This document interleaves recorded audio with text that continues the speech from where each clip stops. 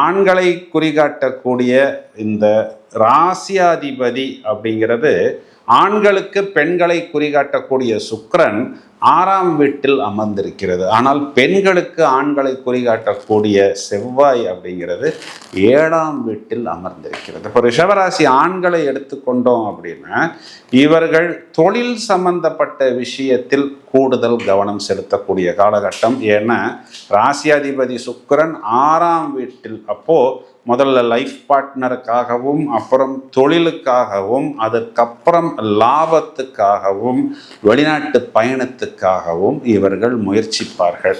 அதுக்காக இவர்கள் கொஞ்சம் கடன் வாங்கினாலும் சரி, அதுக்காக கொஞ்சம் ஏதாவது புதுசாக கொஞ்சம் அமௌண்ட் ரெடி பண்ணினாலும் சரி, ஒரு பாசிட்டிவாக இவர்கள் செயல்படுவார்கள்.